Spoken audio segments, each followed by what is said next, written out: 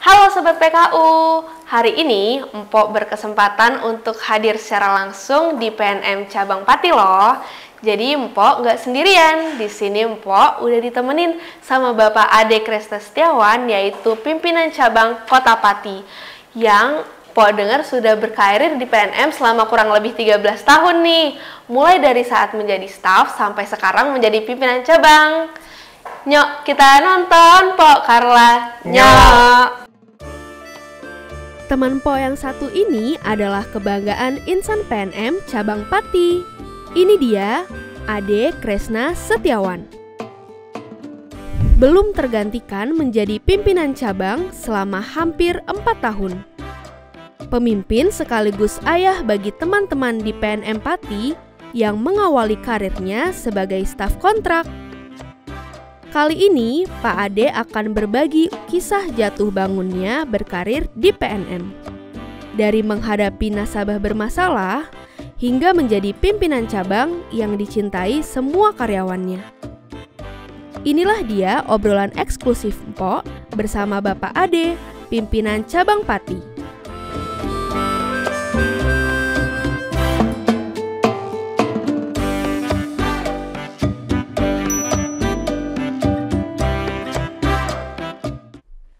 Halo Pak Ade, gimana nih Pak kabar Bapak? Alhamdulillah baik Po. Baik ya Pak. Nah kalau cabang Pati sendiri gimana nih Pak kabarnya? Cabang Pati alhamdulillah selalu baik, penuh tantangan pasti ada dan harus dilewati. Nah, Pok tahu nih kalau misalkan Bapak tuh awal berkarir di PNM menjadi staf sampai sekarang menjadi pimpinan cabang, betul ya Pak? Kurang lebih katanya sudah 13 tahun. Nah, mungkin boleh diceritain secara singkat Pak, gimana sih perjalanan dari awalnya sampai sekarang menjadi pimpinan cabang? 13 tahun ya, 13 tahun. Sebenarnya kalau tahun ini sudah hampir 14 tahun. Tepatnya sih di 27 April. Oh, 27 April 2009, Pok.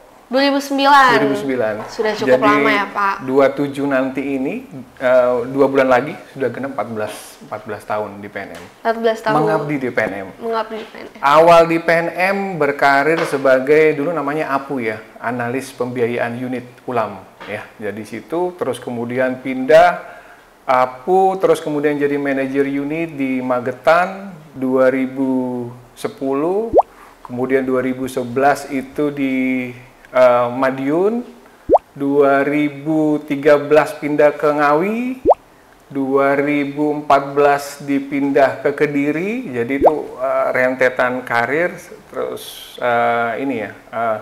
jenjang karir naik ya, gitu ya, naik. Di Kediri 2013, sampai 2014 menjadi manajer klaster, dan di 2015 ada peleburan klaster dengan cabang. Saat itu di Dapuk namanya kepala bisnis, mungkin sekarang namanya MBU ya. MBU Pak. MBU sampai dengan 2019 bulan Juni tanggal 30 dan 1 Juli 2019 ada di Pati, cabang Pati. Sampai jadi, sekarang? Sampai sekarang, jadi sudah 3 tahun lebih di Pati. Nah, tadi kan Bapak mungkin sebutin Bapak pernah menjabat di kota Ngawi, di Kediri, dan juga di Pati. Nah, di antara kota-kota tersebut nih Pak, kira-kira di PNM cabang kota mana sih Pak yang paling menantang buat Bapak selama berkarir di situ? Paling menantang ya? Kalau paling menantang, di setiap kota itu punya tantangan sendiri sih Pok. Jadi setiap kota itu pasti punya karakteristik. Setiap kota itu punya budaya masing-masing. Jadi di sana kita harus paham, yang perlu disesuaikan adalah kitanya dulu gitu loh. Kita bisa menyesuaikan adat lokal, kita bisa menghargai, karena ada pepatah di mana tanah dipijak, di situ langit dijunjung. Betul. Nah itu jadi pertama saya harus menyesuaikan dulu, bukan mereka yang menyesuaikan, tapi saya yang menyesuaikan. Sehingga kalau yang namanya tantang, yang mana menantang, semuanya menantang, karena yang namanya tahapan-tahapan itu melalui proses-proses. Jadi suatu ketika kita melalui tahapan 1 nih, wah dapat yang tantangan yang sedikit levelnya level 1 nih gitu. Terus kemudian di berikutnya ada tantangan lagi level 2. Nah, di saat itu kita harus belajar dari mana gitu. Belajar dari pengusaha. pengusaha yang kita tangani gitu. Seperti itu. Jadi kalau mau ditanya tantangannya di kota mana, terus kemudian saat menjabat apa, semua penuh tantangan. Dan tantangan itu yang menurut kita itu apa ya, belajar tapi dibayar sama PNM. Oh, betul Pak. Berarti tantangan dari Bapak adalah belajar untuk mengenal kota-kota tersebut dimanapun Bapak berada gitu. Betul. Ya. Nah, kalau tadi tantangan, sekarang kalau posisi saat Bapak menjabat itu yang paling berkesan saat Bapak menjabat di posisi apa Pak? Kalau saat berkesan, yang jelas kalau menurut saya sih semuanya, ya semuanya berkesan. Kenapa? Ya tadi saya awal disebutkan, setiap jabatan, setiap pindah ke kota mana itu merupakan amanah. Jadi saya memaknai apa yang diberikan, apa yang ditugaskan, apa yang diamanai, saya harus memaknai dengan bagus. Karena yang namanya jam terbang beda dengan yang namanya menjalani beda dengan mengalami. Kalau kita mengalami lebih banyak, itu berarti kita mengambil hikmahnya. Kalau hanya menjalani saja, tanpa mengalami lebih banyak hal, belum tentu secara kualitas kita bisa lebih dan lebih untuk seperti itu. Jadi hikmahnya, jadi kita ambil hikmah di setiap jabatan itu. Nah, kenapa sih ada nggak alasan Bapak memilih PNM? Padahal kan banyak ya Pak lembaga lain selain PNM gitu. Banyak lembaga lain. Jadi kalau sebelum di PNM ya, sebelum di PNM saya pernah di Bank Himbara nih. Salah satu Bank Himbara, saya nggak nyebutkan ya. Nggak nyebutkan. Terus kemudian pernah di leasing juga, terus kemudian pernah di bank swasta. Dan ketika saya masuk di PNM betul-betul berbeda banget, suasananya berbeda banget gitu. Di 3 perusahaan sebelumnya, ini jujur aja, jarak antara direksi dan level paling bawah itu jauh banget. Jadi seolah-olah kita ngeliatnya, wah jauh banget gitu loh. Untuk berkomunikasi aja sulit gitu. Begitu masuk PNM, luar biasa gitu. Dirut kita, CEO kita menunjukkan bahwa dia mau berkomunikasi bahkan sampai level AO. Ini yang mungkin ini jarang nih gitu loh. Karena sudah ngalami di 3 perusahaan sebelumnya, terus kemudian membandingkan dengan seperti ini, bedanya sangat jauh banget gitu loh. Dia membangun suatu kekeluargaan gitu loh. Berarti lingkup kerja dan juga kekeluargaan tuh sangat penting. Kenapa Bapak memilih PNM sampai sekarang? Setuju. Ya Pak? Hampir 14 tahun Hampir ya Pak? 14 tahun. Nah, sekarang kan Bapak sudah menjadi pimpinan cabang, Pak. Tentu saja pimpinan cabang menjadi teladan bagi insan PNM lainnya di Pati. Nah, kira-kira bagaimana cara Pak Ade meyakinkan diri tuh waktu Bapak menjadi pimpinan cabang? Cara meyakinkan diri ya, jadi pimpinan cabang. Pertama sih, kalau dari pribadi saya sini menjadi role model terbaik. Tidak hanya menjadi role model terbaik, kemudian saya juga harus menambah wawasan. Contoh, karena kita bergerak melayani para UMKM, ya, otomatis kita berhubungan dengan mereka yang punya usaha. Berarti saya sendiri harus membekali diri itu bagaimana cara usaha yang baik, walaupun saya belum berusaha gitu. Contoh, saya belajar tentang branding, terus kemudian di sana saya belajar tentang bagaimana membuat tagline yang bagus. Contoh, di sana ada rumus private. Private ternyata kepanjangan ada price, ada value, dan time. Jadi private, price, value, and time. Dan itu diterapkan dari salah satu kosmetik yang beriklan. Contoh, dengan harga 99.000, ya, membuat kulit cerah, membuat kulit cerah, glowing ya Pak? Glowing dan menghilangkan jerawat dalam waktu 7 hari. Nah itu kan sebuah teori yang sudah diajarkan dan saya harus belajar karena saya berhadapan dengan nasabah. Apabila nasabah nanya, Pak, kalau saya buat tagline apa ya di Instagram? Buat seperti ini. Karena apa? Saya ada ilmunya gitu. Nah itu jadi minimal tadi jadi role model yang bagus, terus kemudian wawasan harus nambah terus gitu. Makanya di pribadi Ade, di harian minimal ada satu hal yang baru setiap hari yang harus di-update. Untuk apa? Ya tadi gitu loh. Karena kita berhadapan dengan banyak orang. Dan ternyata setelah banyak belajar, ternyata saya semakin merasa paling bodoh gitu loh. Kenapa? Kenapa itu? Sungguh banyak dipelajari, ternyata masih banyak ilmu yang belum kita serap gitu loh. Berarti menjadi pimpinan cabang itu Bapak belajar dan memberi pelajaran juga pastinya. Iya, setuju. Tapi Empok penasaran nih Pak, waktu Bapak mau naik menjadi pimpinan cabang, ada saingannya nggak sih Pak? Kan pimpinan cabang ini termasuk pekerjaan yang sangat penting, posisi yang sangat penting gitu. Ada nggak Pak? Kalau saingan sih enggak. Jadi kalau dari pribadi Andi sih seperti ini. Saat ada beberapa calon ya. Saya nggak tahu jumlah calon waktu itu berapa, dan terpilih Ade saat itu diamanai gitu. Jadi saya berpendapat kalau saat kita dipilih, kita diamanahkan. Jadi kalau yang namanya pesaing sih nggak gitu loh. Malah saya harus belajar kepada semua orang gitu loh. Tidak hanya satu level, tapi saya belajar dari orang-orang yang saya temui. Bahkan sama OB pun saya belajar gitu loh. Bahkan sama driver pun saya belajar gitu. Jadi saya tidak menutup diri bahwa saya harus belajar sama yang sejajar, enggak. Jadi saya membuka diri untuk semua gitu, semua orang yang saya temui gitu. Jadi nggak ada namanya pesaing gitu. Oh, tidak ada pesaing nggak ya ada, Pak? nggak boleh Pok. Nah, menjadi pimpinan cabang itu kan tentunya punya tanggung jawab dan juga punya amanah yang cukup berat ya Pak. Kalau Pak Ade sendiri, ada nggak sih Pak kira-kira harapan atau mungkin program yang ingin Bapak kembangkan untuk teman-teman account officer dan juga nasabah PNM yang ada di Pati Pak? Kalau dari Ade sendiri sih seperti ini gitu. Jadi apa yang dilakukan PNM dari awal berdirinya PNM, terus kemudian di pertengahan PNM membuat acara PKU, pengembangan kapasitas usaha. Di sana perjalanannya ternyata banyak ditiru oleh beberapa lembaga keuangan lain, Pok. Sama perbankan, sama lembaga keuangan, bahkan sama rekan-rekan lembaga keuangan lainnya gitu loh. Itu sangatlah wajar gitu loh. Tapi kalau kita tidak memaknai dengan bagus, dengan baik, kita buat lebih dari yang sebelumnya gitu. Jadi 3 langkah lebih ke depan gitu. Jadi contohnya seperti ini. Kita ngadain PKU nih. Biasanya PKU kita kasih reward kepada nasabah. Nasabah kita kasih reward berupa fisik lah. Apapun hadiah gitu ya. Ini kita coba memberikan reward, kita bantu pemasarannya.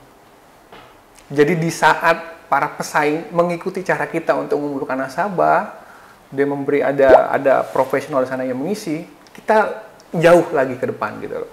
Sehingga kita harus berimprovisasi untuk bagaimana kita betul-betul real membantu. Contohnya kemana gitu? Kemarin kita coba yang reward kita berikan, kita bantu nasabah kita yang terpilih, yang baik yang baik itu kita iklankan di Instagram.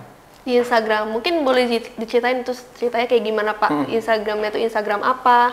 Dan gimana usaha nasabahnya sekarang setelah diiklankan di Instagram tuh gimana perkembangannya Pak? Jadi gini, kenapa kita milih Instagram? Jadi secara data. Jadi sebelum kita milih Instagram, kita lihat nih data. Ternyata penggunaan media sosial saat ini, pengguna aktif Instagram, Facebook, dan lain-lain, pengguna aktif harian, Pok, itu sampai dengan 200 juta pengguna harian aktif di Indonesia gitu, Pok. Memang betul, mungkin apalagi sekarang generasi muda itu pasti megang HP terus dan juga buka Instagram terus gitu ya Pak? Bisa jadi, karena penduduk kita data terakhir kan 280 juta ya. 200 berarti ya yang kecil-kecil nggak bawa HP lah gitu ya. Nah, dari data itu kita berarti lihat 200 pengguna aktif. Ini kan pasar. Ini pasar yang harian yang ada dan dia melihat gitu loh. Terus kemudian, oke, kita pilih Instagram nih. Setelah kita pilih Instagram, terus kemudian kita cari nih. Ini kita pilih daerah mana nih? Oh, setiap kabupaten nih kita coba. Kabupaten kita ambil satu. Kita kebetulan di 6 kabupaten. Kita ambil satu, sampling, dan cari Instagram dengan follower yang terbanyak. Itu kembali lagi, itu pasarnya kita gitu loh. Tadi jumlahnya 200 juta pengguna harian, terus kemudian kita pilih Instagram. dan kita pilih, ini boleh nyebutkan nggak? Boleh, Misalnya, boleh Pak, ya? boleh. Ini makan di Blora gitu, dia punya follower sekitar 50.000. Itu kan berarti ceruk pasar lagi gitu. Berarti Bapak melihat peluang dari influencer tersebut gitu Betul. ya. Kemudian Bapak iklankan produk Betul. nasabah. Berarti kuliner ya Pak produknya. Kuliner. Oke, itu kuliner apa itu Pak waktu itu yang diiklankan? Jadi kulinernya itu makanan. Jadi makanan yang khas. Jadi yang kita shoot kemarin itu makanan lontong, sayur lontong ya. Sayur lontong kok. Oh, sayur Itu lontong. ciri khas dari kota Blora. Ya, sayur lontong, terus kemudian ada gorengannya tempe, itu kan makanan harian dan murah gitu loh. Dan yang kita harganya pun untuk membuat konten itu murah banget. Ayo, bisa nebak nggak? Kira-kira berapa? Coba Mpok tebak nih Pak. Ya, berapa Pok? Kira-kira Pok? Mungkin 500.000 Pak. 500.000 Pak. Kemahalan Pok. Masih kemahalan. Masih kemahalan. Untuk influencer Pak. Iya, kemahalan. Gimana? Berapa? 300.000. Masih kemahalan Pok. Masih kemahalan Masih lagi. kemahalan. 200 Pak. Naik dikit. Oh, naik dikit. Naik 250. Pas betul. 250 Pak. Kayaknya paranormal Dempo ini bisa Berarti tahu. 250.000 saja dengan modal segitu, Bapak bisa membantu produk nasabah untuk diiklankan. Betul. Wah. Dengan 250 itu 3 kali tayang dalam waktu 3 kali tayang, tiga Pak? kali tayang dalam waktu 2 minggu. Terus kemudian kita dikasih bonus nih. Bonusnya apa? Jadi sebelum tayang video ditayangkan gambar-gambar dulu. Oh, ada teaser Pak. Ada teasernya gitu. Cuplikan-cuplikan Betul. untuk menarik perhatian Betul. pembacanya juga. Betul. Wah. Dan Berarti inovasinya bagus nih Pak. Bisa ditiru juga. Gimana caranya kita mempromosikan produk nasabah mungkin di sosial media ya Pak. Karena kan sekarang juga digitalisasi juga semakin berkembang gitu ya Pak. Nah, tapi kan kalau setiap daerah itu pasti punya kearifan lokal, khasnya sendiri. Tapi apakah produk yang Bapak bantu iklankan, yang diiklankan oleh PNM Cabang Pati ini hanya produk khas Pati aja Pak? Atau mungkin ada produk-produk lainnya juga? Kalau produk-produk lain, jadi setiap kota itu saya memberi kepada teman-teman. Jadi saya bukan seorang diktator, saya menentukan ini. Jadi sekali lagi gitu. Kalau kita berhasil, kita keberhasilan bersama nih gitu loh. Kita berhasil bersama. Jadi yang menentukan sebenarnya teman-teman gitu loh. Kita diskusi. Directionnya gini loh, arahannya seperti ini. Kita milih nasabah terbaik yang punya spesifikasi lancar, usahanya baik, terus kemudian di sana dia itu bisa jadi omsetnya turun nih. Kita bisa bantu di mana nih gitu loh. Nah itu. Jadi Bapak menseleksi yang menyeleksi teman-teman sendiri sebenarnya gitu. Oh, teman-teman Terus cabang. kemudian teman-teman ngasih, ini nominasinya A, B, C, dijelaskan A kenapa, B kenapa, C kenapa. Oke, kita milih bersama yuk, ini ya, atau mana ini. Teman-teman sebenarnya yang milih gitu. Jadi ide-ide seperti itu, ide-ide dari teman-teman saat kita ngumpul diskusi ya di rakor awal bulan saat bertemu dengan teman-teman gitu loh. Karena sesungguhnya yang namanya teman-teman kan usianya sudah ada yang 40, 35 gitu, sudah nggak muda lagi. Tapi menurut saya yang namanya anak muda itu yang selalu membawa kebaruan. Betul Pak. Kebaruan. Berarti walaupun dengan usia saya yang seperti ini, kita harus membawa kebaruan dan teman-teman kebaruan, berarti kita masih muda. Betul nggak, Pok? Betul banget, Pak. Nah, ini juga bisa jadi motivasi untuk Sobat PKU mengembangkan usahanya, terus semangat jualan, terus mengembangkan, nanti bisa jadi peluang untuk semakin dipromosikan oleh PNM. Betul ya, Pak? Setuju, Pok. Nah, kita bisa lihat nih di sini. Di sini ada produk nasabah juga loh, Sobat PKU. Mungkin bisa diperkenalkan, Pak, produk nasabah dari Cabang Pati ada apa aja di sini? Ini apa nih? Vas bunga ini? ya? Vas bunga. Dari apa dari ya, apa ya? Coba bisa ditebak gak, Pok? Kayu bukan sih, Pak? Ini. Bukan. Bukan kayu. Bukan. Apa, Pak? Apa ini? lagi nih? Coba tebak deh, satu kali lagi deh. Atau phone a friend. Kalau bukan dari tanah liat kan ya pasti. Bukan. Satu kesempatan lagi deh. Ini tuh motifnya tuh kayak saya kenal, Pak. Apa? Bonggol jagung gitu, Pak. Benar, Pok. Benar banget Benar. ya. Ini dari produk dari nasabah mana nih, Pak? Mungkin bisa diperkenalkan. Ini dari produk nasabah di Pati ya, di Mekar Pati. Ini nama yang ibu nasabah ini namanya Ibu Veronica Tias Adi gitu ya. Jadi kerajinan bonggol jagung. Kenapa sih bonggol jagung? Ya. di Pati itu sangat melimpah jagung. Oh, jagung. Jagung sangat melimpah gitu. Untuk Palawija kan jagung ya, sangat melimpah gitu. Dan bonggol jagung ini sebagai limbah. Biasanya digunakan hanya untuk membakar. Buat bakar ini ya, untuk masak sehari-hari. Terus kemudian untuk bakar, ada yang usaha bata ikut dibakar juga. Nah ini kreatif banget ini. Dari limbah menjadi sesuatu. Nah ini yang kita namakan ada value added yang nambah untuk produk ini gitu. Tidak hanya ini dapat produk ini dijual gitu loh. Nah ini nasabah ini sudah 5 tahun, rata-rata 5 tahun gitu. Sudah 5 tahun Sudah 5 punya tahun. usaha untuk bikin kerajinan dari bonggol jagung ya Pak? Tapi nggak ini aja. Oh, nggak ini aja? Ada lagi dari Ada bonggol lagi. jagung juga Pak? Ada lagi. Apa lagi tuh Pak? Ini dia. Ada Tada. apa? Wah, diumpetin sama Pak Ade ternyata. Ada apa aja nih Pak? Ini sendok ya, sendok ini bonggol jagung loh. Sendok Bukan dari ini bonggol loh. jagung. Nah, coba. Coba Pak, Mpok, coba pegang. Wah, Bener kan? benar-benar bonggol jagung Iya, sih ini benar, sobat PKU. gitu. Ya, jadi ini benar-benar limbah. Jadi ini kelapa. Ininya kelapa, batok kelapa. Terus kemudian dengan bonggol jagung. Jadi bonggol jagung betul-betul kering. Padahal yang Mpok tahu tuh kalau habis makan jagung langsung dibuang Pak, tapi ternyata di Pati bonggol jagung itu bisa menghasilkan sesuatu ya Pak. Betul sekali. Selain itu apa lagi nih Pak? Mungkin ada produk dari nasabah Pati yang lainnya juga? Ada. Ini dari Ibu Anissa. Ibu Anissa ini nama usahanya nih Azara Serba Serbu, ya kan? Azara sampai Serba belibet ngomongnya ya. Ya. Azara Serba Serbuk. Wah, Serba Serbuk. Apa itu produknya Pak? Nah, ini produknya yang di atas ini. Oh, ini yang udah ada di display ini ya? Ada di Ada display apa itu. aja Pak? Itu serba serbuk, ya contohnya tadi yang jahe ya. Terus kemudian yang coconut, ginger coconut. Oh, ini. Dan yang kunir putih. Kunir putih. Iya. Oh, tiga ini. Jadi minumannya itu sangat beragam ya Pak? Seperti Sangat namanya, beragam. serba serbuk. Serba serbuk ya. Di sini instan semua nih, jahe instan. Ini sobat PKU. Dan Ini ada kunir ya, putih. Betul. Saya kebetulan belum pernah coba kunir putih juga sih Pak. Habis ini dicoba deh.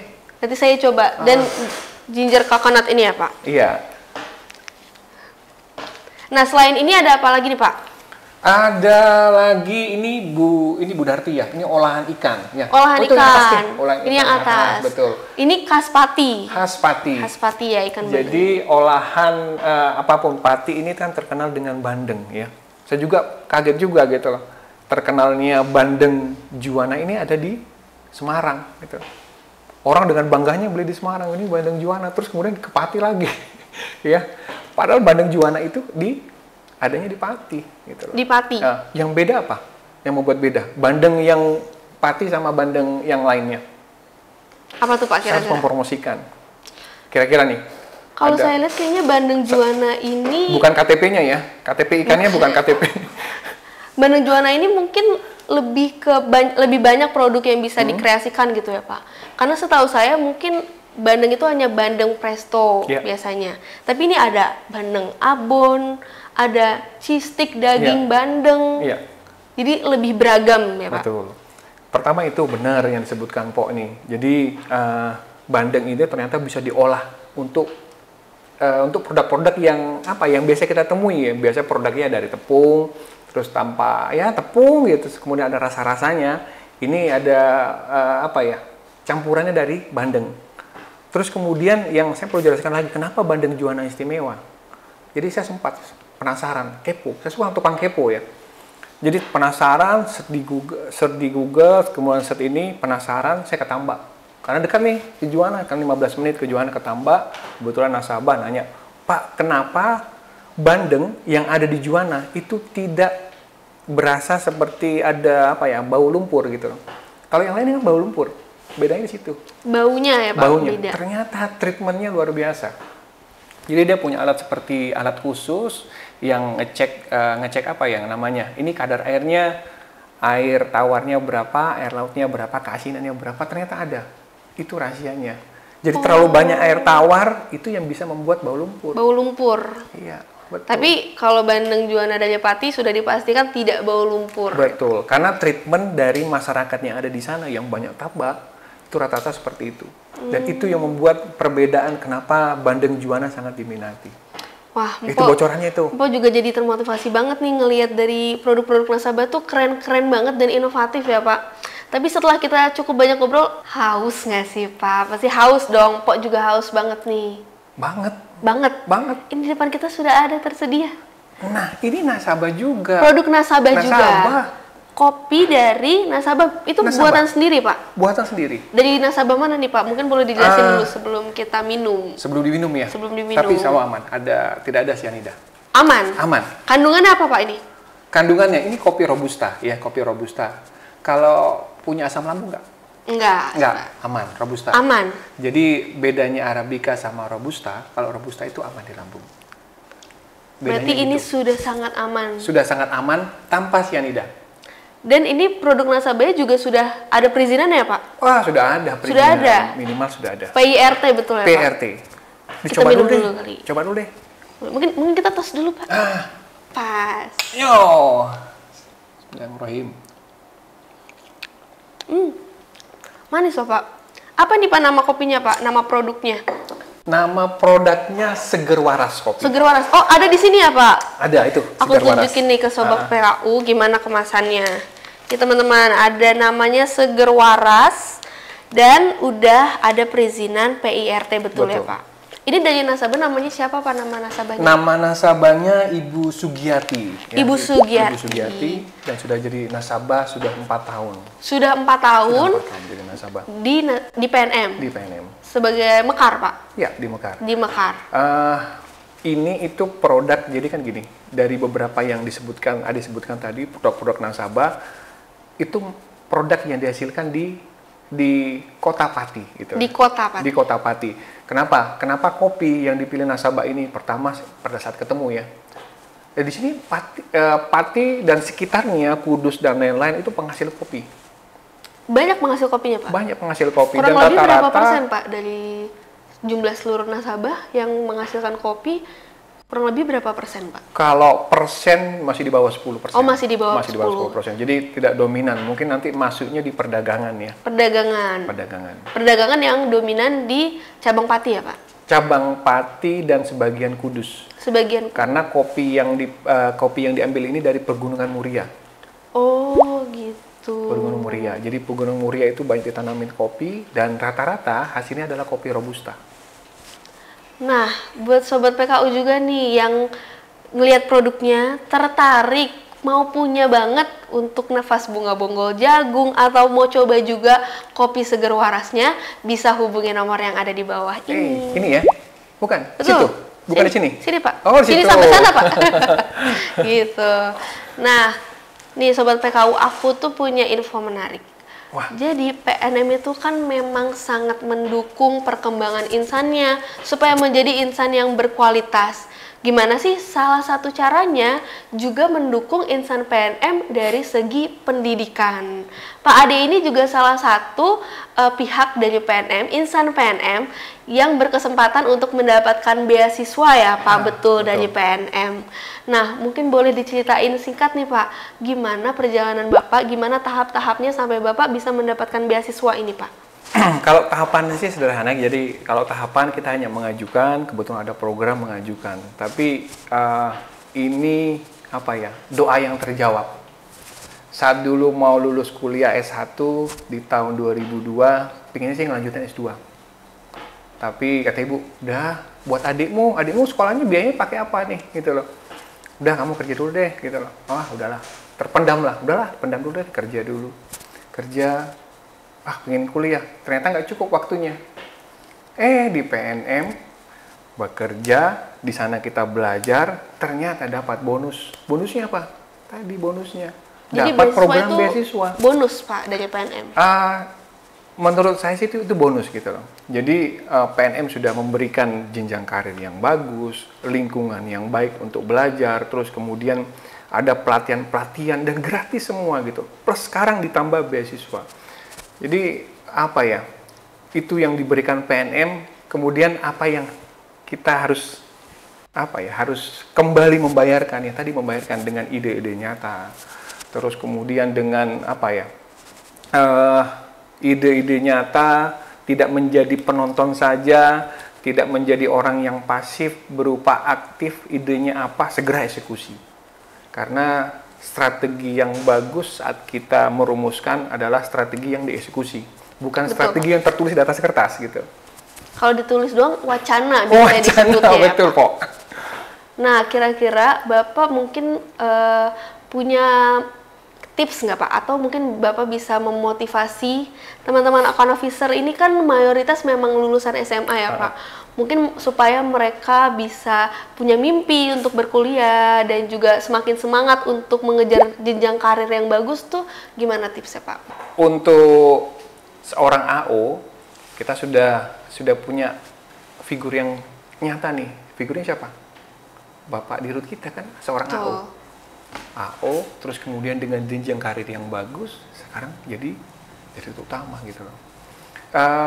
Jadi AO ini merupakan basic mereka saat di lapangan, jadi paham di lapangan, paham kompetitornya gimana, paham tetangganya gimana, rumah tangganya gimana, harus paham. Jadi AO ini saya rasa sebagai dasar apa ya, pondasi yang utama untuk berkarir di yang lebih lanjut. Di PNM Pak? Di PNM. Nah, seperti yang udah tadi Pak Ade sebutkan, AO itu kan juga punya peran yang sangat besar. Dampaknya itu sangat besar untuk PNM ya. Karena mereka yang turun langsung ke lapangan dan tahu kondisi nasabah-nasabah kita gitu. Nah, mungkin dari teman-teman account officer sendiri itu kadang merasa lelah gitu ya Pak, karena terlalu banyak tanggung jawab. Jadi mungkin turnover dan juga kemungkinan untuk resign itu semakin banyak. Nah, kira-kira dari Pak Ade, apakah ada Pak program kerja khusus atau mungkin bagaimana cara Bapak untuk membuat teman-teman account officer ini stay loyal untuk bekerja di PNM Pak? Caranya banyak hal. Jadi kembali lagi saya di awal gitu loh. Sekali lagi kita saat rapat koordinasi, tantangannya ini nih. Terus kemudian salah satunya itu tadi ya, banyak turnover yang tinggi. Terus apa saja sih gitu. Kita lihat masalah yang ada seperti apa, bottleneck-nya di mana gitu ya. Terus kemudian masalah yang paling besar di mana, kita pakai skala prioritas gitu. Oh, ternyata berarti satu, kita dulu yang berubah deh. Kita dulu memberi fasilitas. Contoh di awal tahun lalu nih, tahun 2022, kita masukkan program parenting untuk semua karyawan. Parenting, di sana parenting kita minta yang isi dari narasumbernya, kita minta happy with your job. Jadi dirinya senang dulu sebelum menyenangkan orang lain. Orang lain siapa? Ya nasabah. Orang lain siapa? Teman yang ada di sekitar kantornya gitu. Perhatian itu parenting. Parenting apa ya hubungannya? Parenting ternyata luar biasa gitu loh. Kenapa ilmu parenting sangat penting? Satu, rata-rata ada yang sudah menikah. Berapa persen Pak yang sudah menikah, teman-teman account officer?